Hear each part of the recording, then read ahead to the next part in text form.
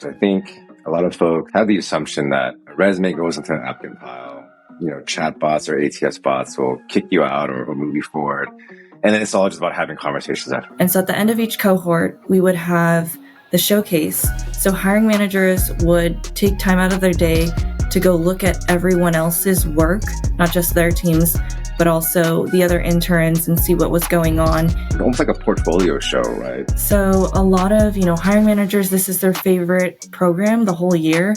They actually wait till the summer and they love the showcase because, there's so many different groups, so many different areas that are showcased. And like you said, it's one thing to see a person's experience on a piece of paper, but it's totally different to see it in real life.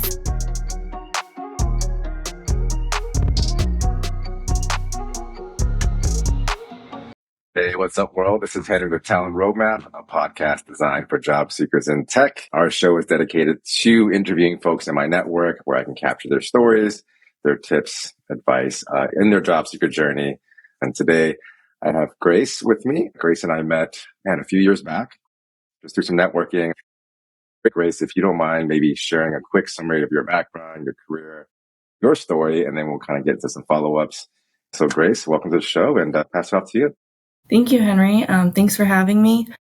My background in recruiting started at Juniper Networks. I became a university talent coordinator, and from there, I was on contract. And then so I went to another company in the EV space that was also on contract. And then from there, I got into more startup life full-time. And ever since then, I transitioned out of recruiting into the executive assistant space. However, a lot of my skills that I learned in recruiting were very transferable to my role in executive assistant.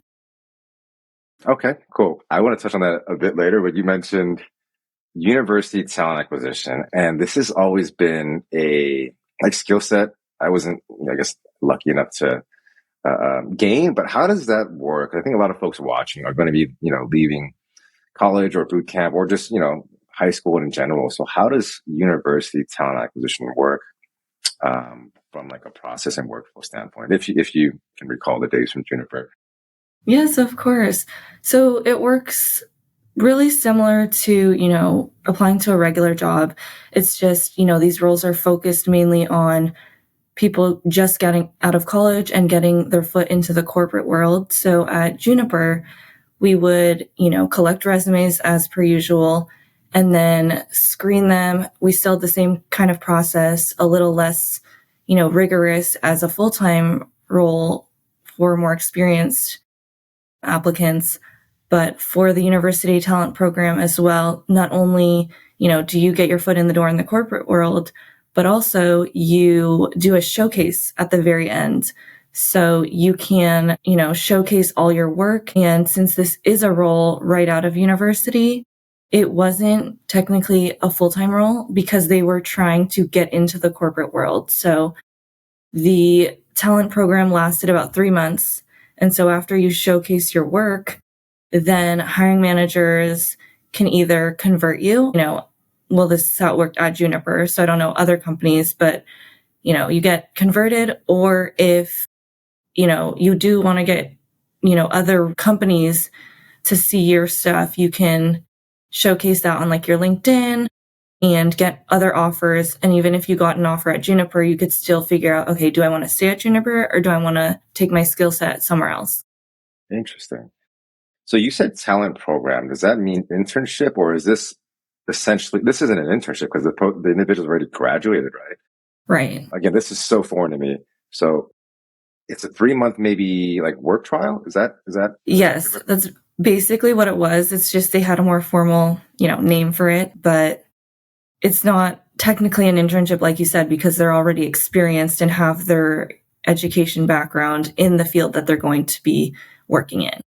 I think that's pretty cool, actually. I think for nowadays too, for folks to really understand if this is a company you want to be at, or even if it's an industry you want to be in. I know Juniper Networks, correct me if I'm wrong, deals with IT, cybersecurity. Is that accurate? And compliance? I think they're also cloud-based as well. I haven't, been keeping up with Juniper for a while. I guess given the network piece, I probably should have guessed that, Cloud. Anyhow, so like if you're graduating from, university, you get to spend 3 months in an industry, in a company, in a very specific product set to see if that even, drives you, right? So I think that's Exactly. actually pretty cool. And the recruiting process there, and this is from very like a brief experience with university recruiting. I think I might have done it once or twice, just off like an ad hoc role. Are we focusing a lot on like school and GPA projects, writing style? How do you all capture just the information from the resume? Did the resumes all look the same? Were there some standout resumes that made a lot of sense for you? If you can recall, again, it's quite some time, but I'm really actually interested in this topic because I've never done it again. So yeah, can you share more insights around that? Yes, of course. So actually the roles aren't specifically to engineering. We had legal, people who wanted to be in the legal corporate side, but not technically, becoming lawyers. Mm-hmm. So there was that piece, and then marketing as well. So we would look at, one, their resumes, two, what projects, clubs, GPA did, account for that as well. I forgot exactly the specific criteria, but I believe that they had to have at least a 3.5 or above to get into this program. And then a lot of them did have connections into Juniper. Okay, cool. So there was a referral aspect too. Juniper Right. was a fairly large company, or still is. It's huge. Yes. Okay. Gosh, I need to look up. Sorry, Juniper, if you're watching. I really should research you guys. Sounds like a great place to be. Very cool. And you were a recruiter there or recruiting coordinator? Were you in operations? Recruiting coordinator. And then I would also help with the operations. So I helped set up the showcase. We would meet in what Juniper calls their like big part of the campus, the dome. So that's where we would like set up all the showcase area. And it was really awesome because we would dedicate at the end of each cohort. So we had 2 cohorts. And so at the end of each cohort, we would have the showcase. So hiring managers would take time out of their day to go look at everyone else's work, not just their teams, but also the other interns, and see what was going on. And we even had, I think, I forget, but I believe that we even were able to bring, external people in, not from other companies, but like family members, so that they could see what they've been working on all summer. And that was really amazing for them to be able to showcase all their hard work. I'm glad you brought this up because I think a lot of folks have the assumption that a resume goes into an applicant pile. Chat bots or ATS bots will kick you out or move you forward. And then it's all just about having conversations after that. I think you just highlighted essentially putting on an entire event for folks that Juniper wanted to hire, which hats off to you all, Juniper. That sounds like an amazing and fun time. And then inviting external folks to come, view the work of these individuals. And I think at that stage of your life, putting, 3 to 4 years into something that you're learning and then on the tail end coming out with something to value to show folks that you're, taking pride in, having an audience to say, wow, this is really cool. I think there's a lot to say about that moment, right? Because I think overlooking that is something that most folks will do, but I think that's very cool. Almost like a portfolio show, right? For Exactly. folks. Interesting. And what was the feedback? I'm sure you all captured some really good experiences for folks. And the feedback was awesome. So a lot of, hiring managers, this is their favorite program the whole year. They actually wait till the summer, and they love the showcase because, there's so many different groups, so many different areas that are showcased. And like you said, it's one thing to see a person's experience on a piece of paper, but it's totally different to see it in real life. And then also being able to work on that project with other colleagues that have already had experience. And then also they were telling us, we've learned from the interns as well. So that was really nice to see, just those interactions. That's super cool. Shout out to you guys, hiring managers, learning from the interns. And I think, that's something that's often overlooked too. I think when folks are interviewing for a company and there's a job description of like 5, 6 years experience, 2 to 3, whatever they call it, there's technology is always changing. Oftentimes folks leaving university have the most updated, ideas and thought processes about a certain tech stack or a certain marketing process or a certain legal process that, folks in the industry that are quite frankly, spending all their time just doing the job, right? And it's so difficult to set aside time to learn new things. One, your mental capacity is just it's gonna drain your battery. And two, there's so many things floating out there that could be the next shiny object versus in university, you are focusing on very specific curriculums that the professor is teaching and has like maybe crowdsourced the information for the students. So I think that's something we should all talk about more. It isn't necessarily who's got more experience in that particular environment and conversation, but it's like, what are the new ideas and how can we kind of build these things together? Very cool. I might write some documentation on that because I never have done university recruiting and I find it's really, really interesting. So I guess moving forward in your career, where'd you go after that? What did you do? And then how did you end up as an executive assistant? And what do you enjoy about that? Yeah, so I spent probably like 2.5 more years in recruiting coordination. And then my last gig as in the recruiting space, I was transitioning into the recruiter role. So I spent like 5 months, but then again with COVID budget, got let go from there. But I would always say, everything's a learning experience. You always take everything and all your experiences you have with you. And so, of course, in the moment you're a little bitter, but you learn. So after that, I was like, okay, where else can I apply my skills? And so I actually worked with a CMO and he brought me on to the company I'm at now as an executive assistant. Yes. And that's where I ended up. And I love my job. I've been here for almost 2.5 years. I see that. Yeah. Insane. Good for you. Thank you. Sorry, I didn't mean to cut you off. I had a follow-up question, but 2.5 years, that's a long run in the tech world. And Ninja One, what a great name. Can we touch on that real quick? What is Ninja One? Yes. If you have the origin story of the name, I'd love to know that as well. Yeah, so we're the leading endpoint management company in simplifying IT solutions. Our name, so we originally were Ninja RMM, and our founders were trying to come up with like a catchy name. And so they came up with Ninja One because they basically had all these ideas on the drawing board, and that's the one that stuck. Mm-hmm. I don't know like exactly a bunch of other, ideas of how they came up with that, but that's the one that I hear the most. And so the culture here is amazing. I mean, when you stay at a company 2.5 years, it's just a testament to the culture, the leadership. All our leaders are very driven. They're very passionate and they're also very empathetic. And that's something I really love, just being in recruiting too.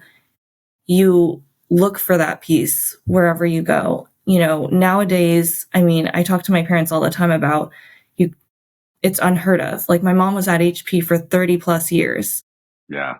And my dad was at a company for 15 plus years. And then now he's contracting at a startup. And that's like super unheard of. And nowadays, just finding a company where you're comfortable, you fit in, but you're learning every day is like the best of both worlds. That's definitely rare for sure. And I think it goes back to when you mentioned 2.5 years. I read through your profile, obviously, but then it's still I was taken aback like, wow, 2.5 years, that's a freaking eternity. And, for folks watching, it really is in tech. My longest tenure was at Crunchyroll. It was almost 4 years. That felt like forever, but it was the best place I've ever worked. And then moving on after that, I think my longest tenure was maybe 1 year and 10 months, 11 months.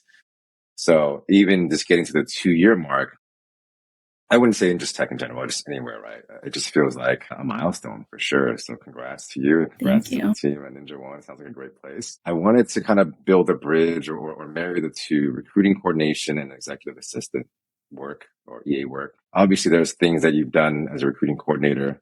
If we can maybe quickly outline that role specifically so folks listening can understand it isn't just a recruiter and a hiring manager, there's a recruiting coordinator involved, there's a talent operations specialist involved. There's like all these back-end systems that need to be built and managed. In a nutshell, what would you say a recruiting coordinator does on a day-to-day basis? And then how did that help you transition to EA work? Definitely. So I would say the recruiting coordinator, I always used to hear in my career, oh, you're just a recruiting coordinator. But actually, the word just, that takes away from everything a recruiting coordinator does. They're the backbone of, the recruiter.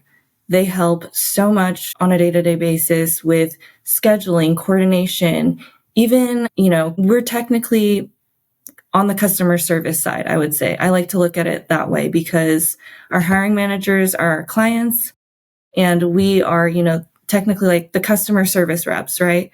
We're trying to make sure that everyone, no matter if their skills are great or not, who are going through the process are really going through this process with like nurture. They're being cared for, like no matter from start to finish. I always, when I train people, I always tell them it doesn't matter the outcome, but as long as you're putting them first and making sure they're heard, especially nowadays, so many people are ghosted. And that is like my biggest pet peeve. Mm-hmm. I would rather someone say, hey, you didn't make it this far in the process. Thank you for your time.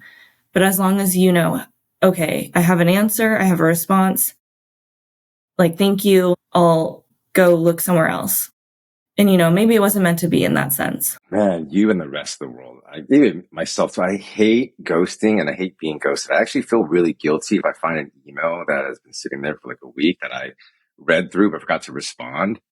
And I'm like, gosh, this feels terrible. And I send them, a follow up. And like, oh yeah, it's only been a week. You didn't, ghost me. Some companies take 2 months to get back to me. So it makes me feel better that at least, having, and there's a little bit of courage involved, right? You've got to send a message and let them know of the decision. Because oftentimes if it's a good decision, you want to capture that information very quickly and move them forward and get them hired. There's potential other offers and opportunities on the table. Delivering the bad news it weighs on you after a while. Even sending, let's say, someone's hired for the role and there's like maybe 300 more applicants that the team couldn't review. And even just sending that email, maybe correct me if I'm wrong, that mass email feels kind of strange too, right? The batch but you have email. to let people know. So yeah. It's like the catch-22. Do you do it or you don't? How do you hyper-personalize? When is it, I guess, the right time to do that? And when it's the right time to just send a bulk email? So thanks for your sharing. I think I agree with you. You guys are the backbones of the whole recruiting process. And honestly, oftentimes interfacing with the candidate more closely than the recruiter is through the email exchange, through the updates, through the calendar scheduling, from the rescheduling, capturing their emotions throughout the process, right? And distilling it through the rest of the team. So, thanks for all that you've done there. Really appreciate it. Of course. One more bit of information around getting into Ninja. When you mentioned you worked with the chief marketing officer at a previous company, and I'm assuming obviously you were a talent rep at one of these previous companies. How did you build that relationship? And maybe can we talk about how much detail you want to share about how that referral happened into Ninja One and then what you're currently doing as an EA? Yes. So I stayed in contact with our previous CMO. I worked with him at one of the startups that I was at, and, he was my client and I was a coordinator for the marketing department. And he would always want interviews on the weekends or like last minute things would come up. And I am really dedicated to what I do. So I know a lot of people say, okay, work-life balance, Grace. And I, still working that out. Mm-hmm. It's still, an art that everyone has to figure out, but it really helps with the connections you make. And so that in itself proved to him, she's a hard worker. And in that lull period of like me getting let go from my first recruiter role to finding Ninja One, I was still in contact with him. And it was nice because, someone in that high level still checking in on you and trying to help you and figure out, okay, what's the next step for Grace? Mm-hmm. And just being in constant communication. And then he had a headcount open up and he created the role and the rest is history. Oh my God, I love it. Yeah, I think this is not talked about enough to where just nurturing your relationships. And by the way, I think you just do this naturally, right? From whether it's recruiting coordination or as an executive assistant, there has to be this on switch for certain individuals for this role that it just makes sense.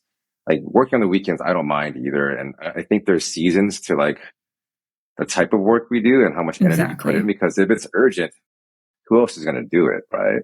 You don't just, we don't live in and I might get a lot of heat for this, but we don't live in a 5-day work system anymore. I think the opportunities that we have now to, work in startups, work in, big tech and have side gigs, it's more acceptable now to have multiple hobbies and passions and generating different types of income. Those all kind of follow certain trajectories. Like you can get really busy all at once in the market, and then there will be a lull period. And then a lull period is almost like we'll call it winter season, where you nurture relationships, you get some rest, go watch a Niner game or two, or a Warriors game or two, and maybe find new hobbies and get together with family. But I love how you mentioned that, because I think people still think it's taboo to work on the weekends. And it doesn't mean you're sitting at a desk for 8 hours on the weekends. It's like, hey, I'm answering maybe a few emails to update the client or update the candidate and just unblock them so they can maybe have a better weekend themselves, right? So thank you for sharing that. That's a really cool story. Anytime I hear this type of journey where someone opens up a role specific for someone, it goes to say like you were essentially interviewing for this role for a year and not knowing it, right? But yeah, I think you kind of did. I think folks Right. understand like if there's a role open, this would be a good fit. And oftentimes, I think being on the market, you think everything's transactional. It has to be an application. It has to be a formal process, and that's just not the case. So what's life like as an EA? What tools are you using? Let's just start from there. I'm a big tool guy. So what's going on in your world? So I use Microsoft Outlook a lot, all the, Microsoft Suite apps, and I also use Zoom from a daily basis. I'm not on, any of the recruiting platforms anymore, of course, but Yep. mainly my life is scheduling and, nurturing relationships, even between other EAs. You might need something from them and they might need something from you later down the line. So just building that bridge. And I always say the valley is small. Like it seems so big. Growing up here, I thought, okay, like it's not even that big. Like, going down the street, like you'll see like, so-and-so's friend or whatever, but you just have to be mindful of everything, you're doing. And so I would say being an EA, the skills are so transferable because scheduling is a huge piece. And then nurturing relationships as well, whether it's with external people or even just other executives or other, stakeholders that you're working with. I work on a lot of projects in my daily basis. So there's like external pieces and internal pieces, and just keeping track of that, prioritizing. And that's something I really learned in recruiting coordination. Like you said, there's so many candidates that you're trying to track and figure out, okay, where are they in the process? And that's kind of exactly what I do. Just it's not in interviewing. Mm-hmm. So it seems like I think, because I make this assumption here, but I think calendaring is probably something you really, really enjoy, like finding the puzzle pieces and like getting everybody into and creating like the invite and documentation where everybody's, wow, that was a good invite and I'm ready for this meeting, so on and so forth. How many meetings do you maybe attend, or what are the other aspects of being an EA that maybe folks don't understand or know of? Are there events involved? Are there travel arrangements? Are there, I don't know. I mean, you work in marketing. Are there like specific marketing docs you need to help build out or give maybe your input? Can we talk about that? Yes. So for my current role, I was actually the first and I'm the only marketing EA for global marketing at Ninja One. So when I came in, everything was not documented. I'm a big believer in documentation. I created our onboarding documents. I know we have a recruiting team. However, I work really closely with our marketing recruiter, and we basically have the same brains. Whatever she's thinking, I'm thinking, and we're always on the same step, which is great. Especially, onboarding was a huge thing that I wanted to work on here at Ninja One, being, in the recruiting space and knowing how hard it is to come to a new company and figure out, okay, what tools do I need? Who do I go to for an IT ticket? Where do I find, X, Y, and Z? So I created a doc, and then I also help lead the admin syncs, because when I first got here, we had 2 other EAs plus me, and I didn't know like who's who in the zoo, right? Our company has been growing so quickly, and org charts really help me. So just finding out who I can go to for whatnot really helped me. And then right now, I would say my meeting load has definitely gotten, more and more just because I'm involved in so many projects and note taking. So right now my load's about 13 meetings a week, and I am also onboarding a EMEA assistant. So that's been an amazing learning experience, and just also relearning certain things that we could be better on, and just you just have to be open-minded through this whole process, I would say. Wow, super cool. Yeah, thanks for sharing all those tidbits. We appreciate it. And you all are based in the South Bay. So we're actually based in Austin, Texas. That's where our headquarters are located. We were in San Francisco, but with the pandemic and everything, and that, everything being so expensive, we moved our headquarters to Austin, Texas. Perfect time to ask a couple last questions here as we're coming up on the 30-minute mark. What are your passions and hobbies?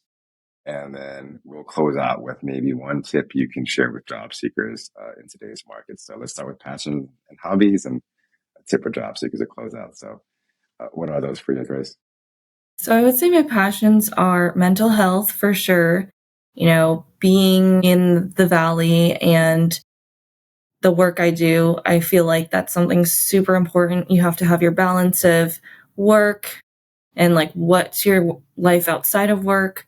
And then also another passion of mine is, just being an advocate for veterans. Like you mentioned, I am a veteran spouse, and actually, fun fact, when I got my degree, I thought, okay, I want to be a PTSD counselor. I used to volunteer at the VA in Palo Alto for about 2 years. Yes, in the spinal cord unit. And, everything was too close to home. But I would say that's something super near and dear to my heart, is just making sure that, mental health for veterans gets better. And it is kind of scary, with how things are nowadays and just the lack of help that is provided. So those are two of my passions. And then I would say, my hobby, working out, but it's also like stress relief at the same time. Very cool. Thanks for sharing that. And thanks for your service too to the veteran community. I really appreciate that. I didn't know that you just spent 2 years at the VA. So yeah, looking out. Appreciate you for doing that. Well, thank you for your service too, Henry. So yeah, let's close out with this one last tip. If there's anything you can share, let us know here for job seekers in 2025. I would say make all the connections you possibly can, but make sure they're also meaningful, because whatever connections you make, it could lead to something. And timing, I truly believe, is everything. There may be a job that you really, really want, but it's just not working out. And there could be another company that reaches out to you in the perfect, amount of time, and they're actually maybe a better fit for you culture-wise, or just for what you're looking for in your job. And you want to just really take that in, I would say. Got it. So just keep moving forward is what it sounds like. Well, awesome. Grace, everyone that's watching, thank you for your time. Thanks for joining us. Appreciate you sharing your story. And I will add essentially your LinkedIn profile to our show notes along with Ninja One. Sounds like a fantastic place to be. We'll catch up online and maybe for a future episode. I think folks are going to, have some really cool takeaways. And then thanks for your work as an EA. I think that you're doing a lot of the unsung hero work. So I appreciate you kind of supporting the team at Ninja One and throughout your career doing similar objectives and responsibilities. So thanks again, Grace. Appreciate your time. And for those watching, we'll catch you later.